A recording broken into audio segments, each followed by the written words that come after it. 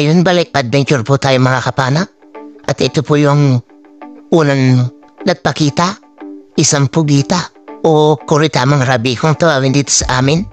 At ito, napana natin at headshot. Hindi na siya nakapalag mga kapana. Thank you Lord. Buena mano natin, isang pugita o kuritamang rabi kung tawagin dito sa amin. Thank you Lord.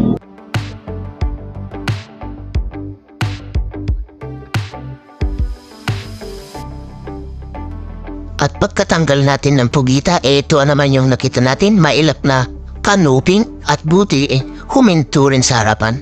At ayan, napana natin mga kapana. Thank you Lord. Kanuping o buksi kung tawagin dito sa amin. Pambebenta natin ito mga kapana. Isdang sari-sari. Hanap ulit tayo mga kapana. Ito naman mo, isang balbasan na isda. Sa pulkang balbasan ka. Ayan, balaki kung tawagin sa amin yan mga kapana. Ang isdang masarap sa prito o sa kilawin. Thank you Lord. Malaki-laki na rin ito at ito rin pala yung good fish na lumalaki. At dito, isang biyaya ang natin nakita. Isang malaking kulambutan. Nasa 3 kilohin na rin siguro ito mga kapana. Sa pulkang kulambutan ka. Ayan, namuti agad mga kapana. Headshot. Hindi na naman nakapalag. Napuruhan. Thank you Lord. Kwarta na ito kapag naibenta bukas. Ang masarap sa calamares o kaya sa adobo. Thank you ulit Lord. Malaki-laki na talaga ito. At walang naibukang tinta. Kaya makukuha natin yung tinta yan mga kapana. Nabibili rin kasi dito sa amin yung tinta niyan. Nasa 800 to 900 yung isang bote niyan. Thank you ulit Lord.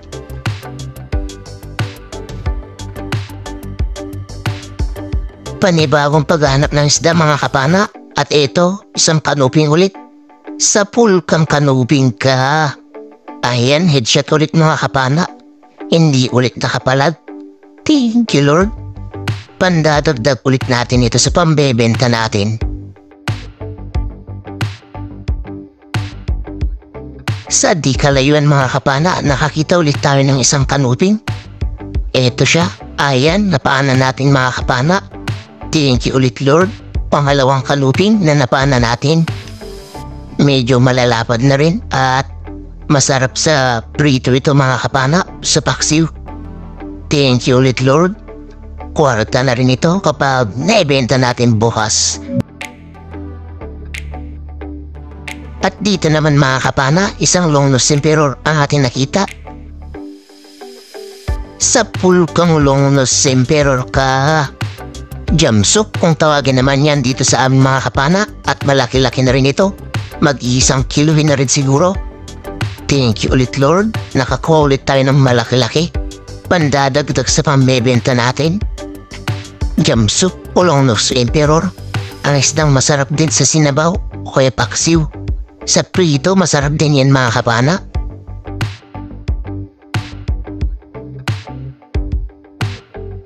Panibagong paghahanap ng isda mga kapana. Ayun, may isang balbasan ulit mga kapana o good fish. Sa pulkang balaki ka. Balaki naman yan kung tawagin dito sa amin mga kapana. Ang isdang masarap sa prito o kaya sa kilawin. Paksiw masarap din yan mga kapana. Thank you ulit Lord. Hanap ulit tayo mga kapana ng isdang mapapana. Eto, pasilip-silip, ridlapo. Ayun, tinamaan natin mga kapana. Thank you Lord. First class na pambebenta natin ito. Aswang na lapo o ridlapo kung tawagin dito sa amin mga kapana. Masarap sa sweet and sour o kaya sa sinabaw ito mga kapana. Tinola, masarap din ito. Thank you ulit Lord. Hanap na naman tayo. Ayun, isang pula o buksi. Sa pulkang isda ka. Pula o buksi kung tawagin yan dito sa amin mga kapana. Thank you Lord. Pandadagdag sa pambebenta natin yan ng sari-sari. Masarap din na prito yan mga kapana, pero mas masarap yan sa sinabaw. Panibagong paghahanap ulit. At ito, kanuping na naman. Ayun, tinamaan natin. At na-headshot siya mga kapana. Thank you Lord. Nakakuha ulit tayo ng maganda-gandang isda. Kanuping, o mas kilala sa amin na buksi. At sa di kalayuan mga kapana, ay nakakita ulit tayo ng kanuping. Sa pool kang kanuping ka. Malaki-laki at malapad na rin ito mga kapana. Pandadagdag ulit natin dito sa pambebenta natin. Thank you Lord. Nakakuha ulit tayo ng maganda-ganda na mga isda. Sana marami itong kasamahan para mapana natin at makadagdag pa tayo sa pambebenta natin. Hanap na naman tayo. Ito, isang balbasan na naman at ayun kinamaan natin mga kapana. Thank you Lord. Nakakuha ulit tayo ng good fish o balbasan na isda. Mas kilala naman dito sa amin na balaki. Masarap ito sa prito mga kapana o paksiw. Thank you ulit Lord. At dito naman mga kapana, dalawang isda ang natin nakita. Kanuping at saka isang basakayan kung tawagin dito sa amin. Ito ang unahin natin. Sa pool kang isda ka. Basakayan kung tawagin dito sa amin yan mga kapana. Ang isang masarap din sa paksiw o kaya paksiw sa gata. At eto, panahin ulit natin yung kasama niyang kanuping mga kapana. Eto na siya oh. Sa pool kang kanuping ka. Ayan, nakuha natin silang dalawang mga kapana. Thank you Lord. Pandadagdag na rin ito sa pambebenta natin. Hanap na naman tayo. At ito ang mga kapana. Isang Big Eye Emperor ang ating nakita. Malaki-laki na rin ito. Sa pool kang Big Eye Emperor ka. Mulagat abuksin naman kung tawagin dito sa amin yan mga kapana. Thank you Lord. Malaki-laki na rin. Nasa 1 kiloin na rin siguro ito mahigit. At headshot hindi nakapalag. Masarap din ito na iprito mga kapana o paksiw sa gata. Thank you ulit Lord. Kwarta na ito kapag naibenta natin bukas. At dito mga kapana ay nakakita tayo ng kulambutan na kalahating kilo na siguro yung laki. At nung dadakmain natin, ito yung nangyari. Hindi natin nadakma. Sayang, pang kalamaris na sana yun. Masarap yan na kalamaris sana mga kapana sa ganyang kalilit. Kaso ayan nung pagka habol natin sa kanya mga kapana, ayan, kumakaripas naman. Ayaw na magpahuli kaya hinayaan na natin. Sa kakahabol natin ng kulambutan, eto, may pusit tayo nakita at eto na lang yung ikakalamaris natin at iuulam kapag nahuli natin. Ayun, nakuha din natin mga kapana. Thank you Lord, may pangkakalamaris na tayo. Iuulam natin ito. Masarap sa kalamaris o kaya sa adobo, pero ang paborito ko kalamaris lang ito mga kapana.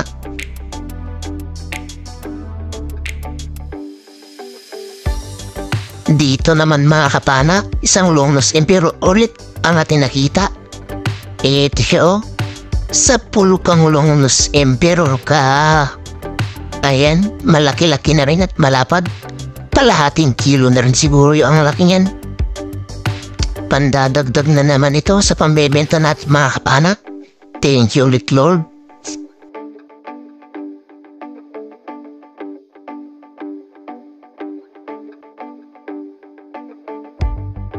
Hanap ulit tayo mga kapana. Ito isang igat o seal ang natin nakita mga kapana. Malaki na rin ito, 1 kiloin na rin siguro. Ayun, tinamaan natin mga kapana kaso hindi tumagos ang ating sima kaya nakatanggal. At buti na lang mga kapana ay nasamaan na pala ng tama yan kaya ayan patras na kung lumangoy. At ayun, nag second shot tayo mga kapana at tinamaan ulit natin. Ayan na siya mga kapana. Hindi na siya pumapalag kasi nasamaan talaga ng tama nung unang pana natin. Pandadagdag na naman ito sa pambebenta natin. Thank you ulit Lord. Ang isdang masarap sa paksiw sa gata o adobo rin, pwede rin mga kapana. At pwede rin sa tapa. Ito ang paboritong pampulutan ng mga mangingino.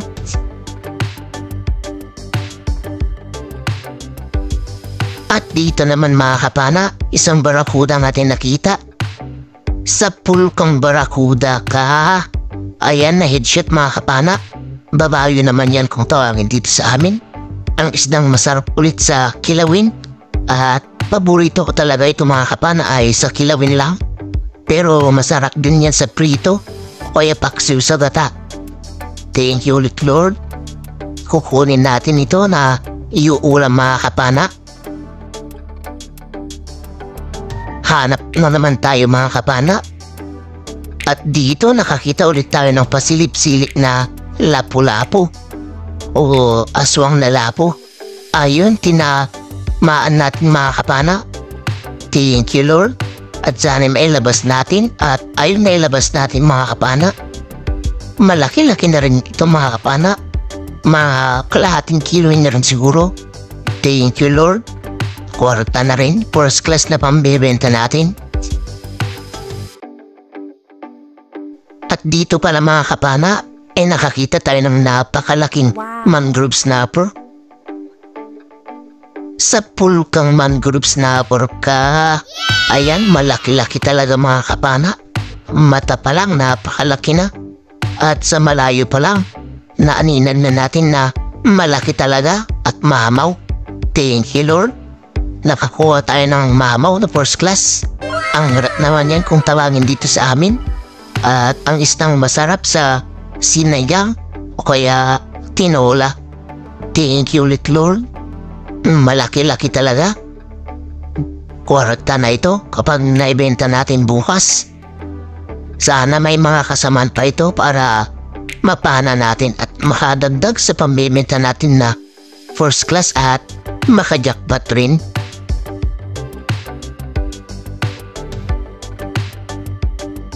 At sa di kalayuan ng pinanahan natin ng mangrove snapper ito, nakakita ulit tayo ng cuttlefish o kulambutan.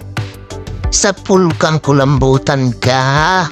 Ayan, ito na rin pala yung huli na pana natin kasi nalobat na yung camera natin dyan mga kapana at hindi natin nakuha na ng video yung mga sumunod na patpana natin. Kaya abang-abang na lang sa bahay mga kapana at titinan natin yung mga nakuha natin. Malaki-laki na rin itong kulambutan mga kapana. 2 kiluhin na rin siguro ito mahigit. Thank you ulit Lord. Nakakuha pa tayo ng kulambutan na isa at malaki-laki na rin. Kwarta na rin kapag naibenta bukas. 2 hours later. Good morning po mga kapana. Ito na po pala yung mga nakuha natin kagabi. Ayan, 2 cuttlefish po o kulambutan. Ayun naman po yung mangrove snapper natin na malaki mga kapana.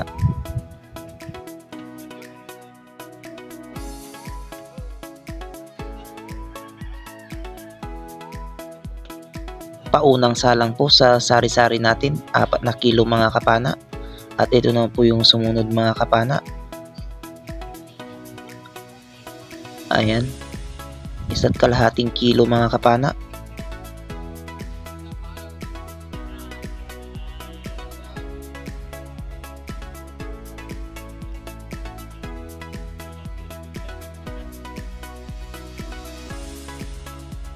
At ito po yung pangatlong salang mga kapana sa sari-sari natin.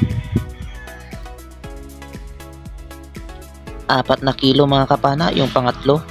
At ito na po yung panglima mga kapana na sari-sari natin na isasalang na. Ayan, 3 kilo mahigit at ayun 3.75 pala mga kapana yung panglima natin. At ito na po yung mangrove snapper natin mga kapana. Ayun, 4 na kilo. Kasama na yung maliit na lapu-lapu natin mga kapana. At ito na po yung cuttlefish natin. Kasama na yung pugita ay 5.7 mga kapana. Good morning po mga kapana. Ito na po pala yung mga nakuha natin kagabi. Ito po yung sari-sari natin, 13.25 po. At yung first class po natin na mangrove snapper mga kapana ay 4 na kilo. Kasama na po yung dalawang malilit na red lapo natin. At yung cuttlefish po natin mga kapana, kasama na yung isang pugita ay 5.7. Kaya 22.9 kilos po yun ay patimbang natin na pinabenta. At 1 kilo po na pang ulam, kaya 23.9 kilos po lahat yung huli natin. At ito naman po yung bayad ng isda natin mga kapana, 4,961. Tapos sa kasama ko naman po ay 4,287, kaya 9,248 po yung kabuuan na kita namin. At bawas na po yung gasolina na 800 at saka 150 na maintenance, kaya 8,298 na lang po yung natira at pinag-apat po. At ito po yung partihan namin mga kapana, 2,074 po ang bawat isa. At ayan, malaking tulong na po yun mga kapana sa pang araw-araw na gastusin po namin dito.